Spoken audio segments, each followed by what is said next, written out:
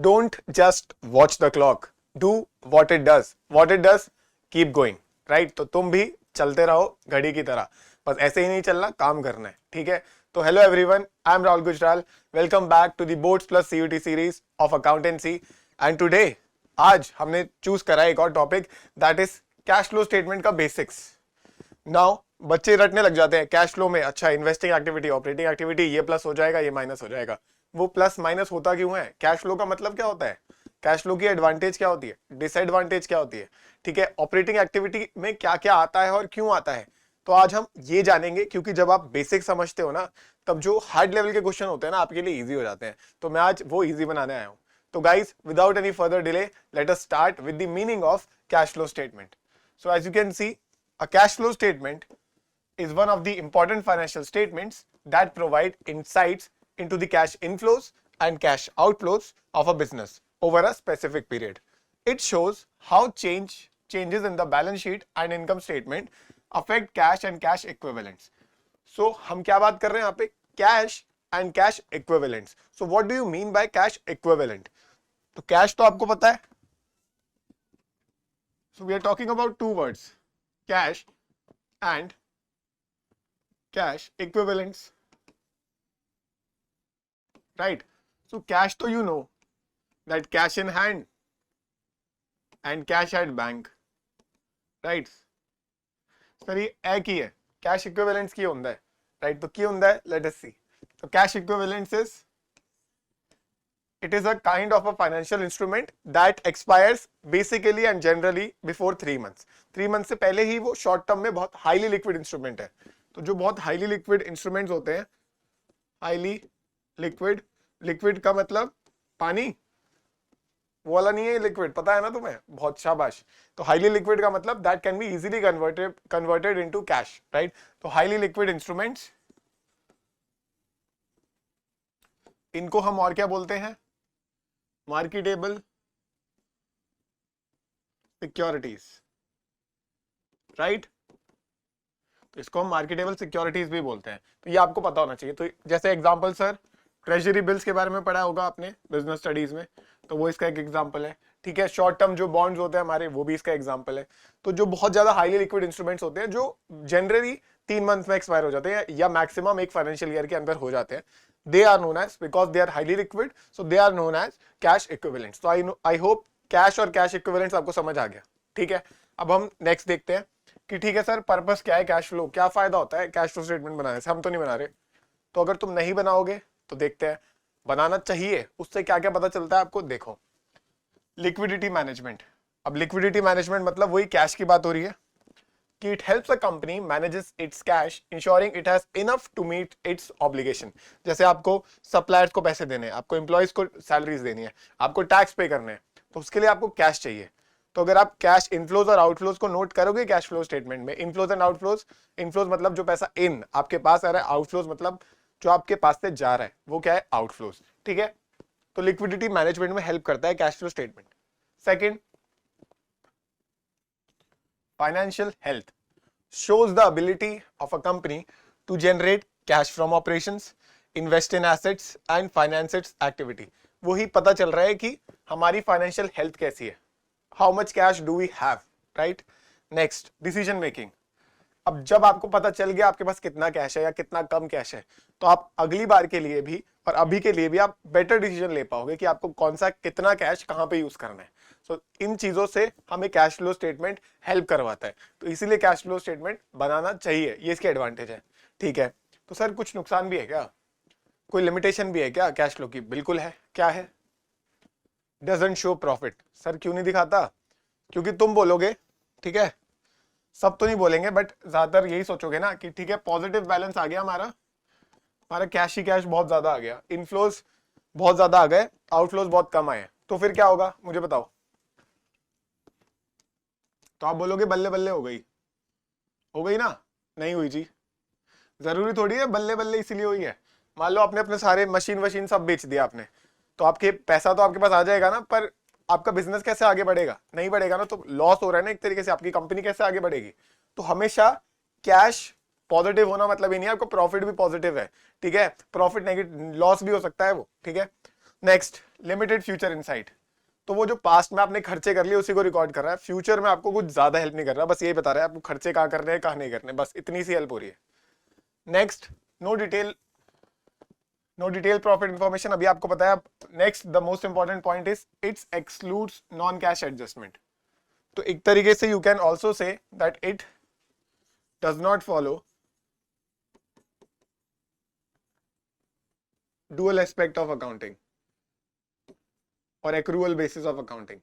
Accrual basis follow हो रही है, transactions are recorded when they are incurred when not the cash is received, but cash flow statement में आई cash रहा है, तो यहाँ पे कौन सी अकाउंटिंग शुरू फॉलो होती है, यहाँ पे कैश बेसिस फॉलो होती है। तो ये तो अब हम, ये तो कोई अच्छी चीज नहीं है ना अकाउंट्स में, हमें भी पता है। तो कैश बेसिस अकाउंटिंग फॉलो होता है, तो ये एक लिमिटेशन ही है, ठीक है। जो हम 11th में हमने बेसिक्स पढ़ा था कि हर चीज का डेबिट क्रेडिट, राइट, जब ट्रांजेक्शन हुआ है हम तभी नोट करेंगे, जब पैसा मिलेगा तब नोट नहीं करेंगे। जैसे हम क्रेडिट सेल्स करते हैं तो हम तभी रिकॉर्ड कर लेते हैं, यस। तो ये भी एक लिमिटेशन है कैश फ्लो स्टेटमेंट की, समझ गए आप लोग, ठीक है। अब हम आते हैं मेन मुद्दे पे। जब हम कैश फ्लो बनाते हैं तो 3 टाइप की एक्टिविटी होती है। पहली होती है आपकी ऑपरेटिंग, सेकंड होती है आपकी इन्वेस्टिंग, और तीसरी होती है आपकी फाइनेंसिंग। तो कैसे याद रखना है, OIF, ऑपरेटिंग, इन्वेस्टिंग, फाइनेंसिंग, ठीक है। तो अगर आप OIF याद रखोगे तो पहले तो आपकी हेडिंग्स याद हो गई। अब हम समझेंगे कि ऑपरेटिंग के अंदर क्या क्या आता है और क्यों आता है, इन्वेस्टिंग के अंदर क्या आता है और क्यों आता है, और फाइनेंसिंग के अंदर क्या आता है और उनकी सिग्निफिकेंस क्या होती है, ठीक है। तो पढ़े, ठीक है। तो first is your operating activities, ठीक है। तो जैसे ही नाम में लिखा है ऑपरेटिंग, मतलब जो आपके रोज के खर्चे हो रहे हैं ना, या रोज के आपके जो पैसा मिल रहा है, ये उसकी बात हो रही है। फॉर एग्जाम्पल, अगर मैं बात करूं, मेरा फैमिली बिजनेस है एक पंजाबी खाना, ठीक है, ढाबा, ठीक है। तो let us take that example. तो अगर मैं, उसका नाम है पंजाबी जायका, ठीक है। तो अगर मैं पंजाबी जायका की बात करूं, राइट, तो उसकी भी 3 टाइप की एक्टिविटी हो सकती है, ऑपरेटिंग, इन्वेस्टिंग और फाइनेंसिंग।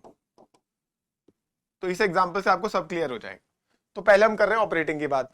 तो ऑपरेटिंग क्या है, रोज रोज के खर्चे या रोज रोज की सेल्स। तो अगर मेरी मम्मा रॉ मटेरियल खरीद रही है, जैसे मान लो वो दाल खरीद रही है, हिंदी में लिख रहा हूं मैं दाल, ठीक है, दाल खरीद रही है, ठीक है। वो आलू खरीद रही है, पोटैटो, वो टमाटो खरीद रही है, ठीक है। जो भी उनका बिजनेस खरीद रहा है रॉ मटेरियल्स, ये क्या है, डेली के खर्चे हैं। ऐसा तो नहीं आलू खरीद के 2 साल चल रहा है, नहीं चल रहा है ना, सड़ जाएगा वो, ठीक है, बचेगा ही नहीं, पता नहीं कहाँ चला जाएगा। तो जब ये खर्चे हो रहे हैं तो क्या हो रहा है, आपका कैश आउटफ्लो जा रहा है ऑपरेटिंग एक्टिविटी से, ठीक है। मेरी मम्मा सैलरी दे रही है अपने स्टाफ को, ठीक है, सैलरी टू स्टाफ। तो ऐसा तो है नहीं सैलरी 2 साल में एक बार देते हैं, हर महीने देते हैं, ठीक है। तो ये भी क्या है, जो जल्दी जल्दी खर्चे आ रहे हैं हमारे डेली ऑपरेशन से रिलेटेड है, ठीक है। ऐसे हमें पैसा कहां से मिलेगा, ये तो हो गए आपके आउटफ्लोज एक तरीके से, जो पैसा जा रहा है। तो इनफ्लोज क्या हो जाएंगे, इनफ्लोज क्या हो जाएंगे, जैसे मान लो जो आप कस्टमर से पैसा ले रहे हो, आपने ये आलू और ये टमाटर ये सब यूज करके आपने पराठा बना दिया, आपने आलू का पराठा बना दिया, ठीक है। मुझे पता है भूख लग रही है सबको, आलू पराठा बना दिया। अब ये कस्टमर को हमने बेचा 50 रुपए का, ठीक है। तो ये जो पैसा आया, ये क्या है, कैश इनफ्लो, जो कस्टमर से हमें पैसा रिसीव हुआ, तो ये क्या है, इनफ्लोस। तो आपको एग्जांपल समझ आया। तो ये हम बात कर रहे हैं ऑपरेटिंग एक्टिविटीज की, तो आप इस एग्जांपल से याद रख सकते हो, ठीक है। तो पहले ऑपरेटिंग पढ़ते हैं, फिर आएंगे इन्वेस्टिंग पे। तो this represents cash flows from the core business operations, की एग्जैक्टली कोर बिजनेस ऑपरेशन क्या है, ठीक है। It includes cash receive from sales and cash payment for expenses. Significance क्या है इसकी, it shows the ability of a company to generate cash from its main business operations. कि अगर आप मेन बिजनेस ऑपरेशन से ही अच्छा कमा पा रहे हो तो this is a very good thing, right. तो इसका पॉजिटिव बैलेंस, ऑपरेटिंग एक्टिविटी का पॉजिटिव बैलेंस मतलब बल्ले बल्ले, मतलब ये अच्छी चीज है, ठीक है। तो ऑपरेटिंग एक्टिविटीज में पॉजिटिव बैलेंस है तो वो बल्ले बल्ले है, समझ गए, गुड, ठीक है। तो अब आते हैं नेक्स्ट पे, that is your second type of activity, that is investing activities. अब आपको अगर ऑपरेटिंग समझ आ गया है कि जो डेली ऑपरेशंस की बात हो रही है, उससे रिलेटेड जो भी हम बात करेंगे वो ऑपरेटिंग के अंदर आता है। तो अब आते हैं इन्वेस्टिंग पे। तो these are cash flows related to the acquisition and disposal of long term assets like property, equipment and investment. Now basically आपको याद रखना है buying and selling of fix assets. ठीक है, ठीक है, मम्मा के एग्जांपल पे वापस आते हैं। ठीक है, ऑल राइट। तो अब मान लो अब उनको अपना बिजनेस बढ़ाना है, तो वो क्या कर सकते हैं? शी कैन परचेज न्यूअर, क्या क्या पता उन्हें नई फ्रेंचाइजी खोली है, चलो वो तो बहुत आगे की बात हो गई। तो वो क्या खरीदेंगी? New land. तो उन्होंने परचेज करा एक एसेट, उनको चाहिए होगी न्यू चिमनी धुआं भगाने के लिए। ठीक है, उनको चाहिए होगा new gas stove, right, new stove. ये सब क्या है? ये उनका एसेट है। तो ये खरीदने के लिए पैसा जाएगा या आएगा? पैसा जाएगा। तो ये क्या हो गया? Cash outflows, out. मैं आउट लिख रहा हूं। ठीक है, अब इसमें इनफ्लोज क्या होंगे?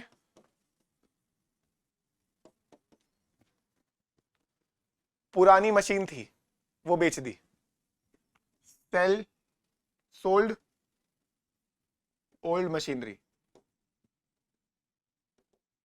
पुराना सामान बेच दिया। सामान कौन सा? फिक्स एसेट बेचती है। ठीक है, ठीक है, एक एक्स्ट्रा स्टोर रूम पड़ा था, एक्स्ट्रा बिल्डिंग थी, वो भी बेच दी। वो सब क्या हो जाएगा? ये सब का पार्ट होगा इन्वेस्टिंग का। तो इन्वेस्टिंग में हम किस चीज की बात कर रहे हैं? हम कर रहे हैं buying and selling of fix assets. समझ आया आपको? ठीक है, तो आप देख सकते हो अपनी नेक्स्ट एक्टिविटी इन्वेस्टिंग। ये क्या आपका क्या करता है? It includes cash outflows for purchasing fix assets और मेकिंग इन्वेस्टमेंट। तो अगर आप इन्वेस्टमेंट भी कर रहे हो ना, अब इन्वेस्टमेंट कैसे हो गई? अब मम्मी का बिजनेस अच्छा चल गया फॉर एग्जांपल, ठीक है, पंजाबी जायका अच्छा चल गया, तो what she can do, she will ask me, Rahul suggest me, I have extra funds, तो मुझे उसे कहाँ यूज करना चाहिए? जो हमारे एक्स्ट्रा फंड्स अपने कमा लिए, अच्छा चल गई दुकान, अब क्या करें? उसको ऐसे ही रखे रहने दे। तो तुम्हें भी पता है इन्फ्लेशन की वजह से उस वैल्यू, उस मनी की वैल्यू कम हो जाएगी। तो मैं बोलूंगा मम्मा इन्वेस्ट करो। तो उन्होंने बोला ठीक है भाई, शेयर खरीदते हैं। तो परचेज ऑफ शेयर, शेयर खरीद लिए। तो ये भी किसका पार्ट होगा? आपका second type of activity, that is investing. Man, मम्मा ने एक्स्ट्रा पैसों से, पंजाबी जायका ने एक्स्ट्रा पैसों से वो खरीद लिया शेयर। ठीक है, तो ये भी क्या है? इन्वेस्टमेंट खरीदी। तो इस इन्वेस्टमेंट पे जो डिविडेंड भी आएगा ना, जो फ्यूचर में डिविडेंड मिलेगा, वो भी इन्वेस्टिंग का ही पार्ट है, क्योंकि हमने अपने एक्स्ट्रा पैसों से इन्वेस्टमेंट करी है। तो उस इन्वेस्टमेंट पे जो हमें पैसा आएगा वो भी इसी का पार्ट होगा। समझ आ गया? शाबाश। तो ये थी हमारी investing activities. I hope this is also clear. Now the third type is financing activities, right? So these represent flows related to the company's financing through debt and equity, right? So it includes cash inflows from issuing shares or borrowing money and outflows from repaying loans and paying dividends. Significance, it shows the company's raises funds to finance its operations and growth and how it returns profits to shareholder. तो ये क्या बताता है कि company कहां से capital raise कर रही है। तो this talk about how they are raising capital. तो इसमें क्या क्या आता है देखो। फाइनेंसिंग एक्टिविटी में इनफ्लोज क्या होंगे? आपने शेयर इशू करे कैश में, तो आपने शेयर इशू करा, क्यों करा? ताकि आपकी कंपनी को और पैसा मिले। ठीक है, तो आपको और पैसा चाहिए तो आपने शेयर इशू कर दिए, आपने अपनी कंपनी के टुकड़े कर दिया और उसको आपने इशू कर दिया, शेयर्स इशू कर दिए, तो आपको पैसा मिला, आपने कैपिटल रेज करी। तो ये भी फाइनेंसिंग का पार्ट है, आप फाइनेंस इकट्ठा कर रहे हो। ऐसे आपने इशू ऑफ डिवेंचर्स कर दिया, ये भी फाइनेंसिंग एक्टिविटी में इनफ्लोज है। सिक्योरिटीज प्रीमियम रिजर्व आपने लिया, आपने एक्स्ट्रा पैसों में बेचा शेयर, तो वो भी जो आपको पैसा मिला वो भी फाइनेंसिंग एक्टिविटी।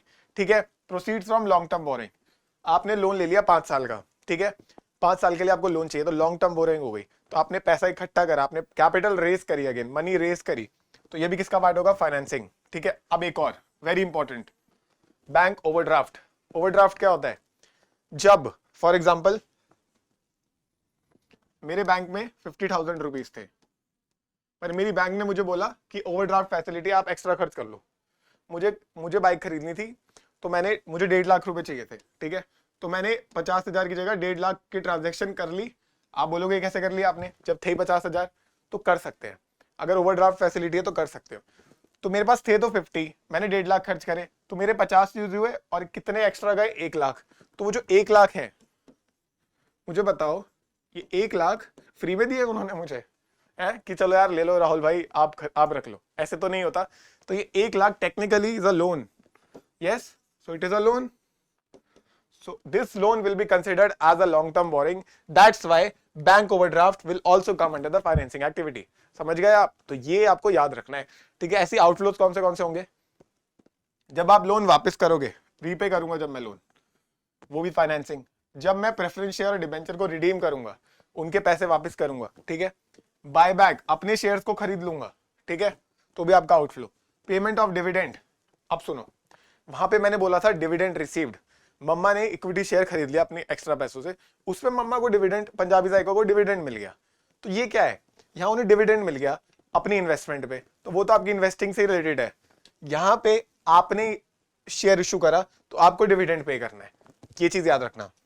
ऐसे ही payment of interest, premium paid on redemption, तो ये चीज आप लिख सकते हो, ठीक है। इन द सेम वे आपको एक बार इन्वेस्टिंग का भी इनफ्लोज और आउटफ्लोज दिखा देता हूं।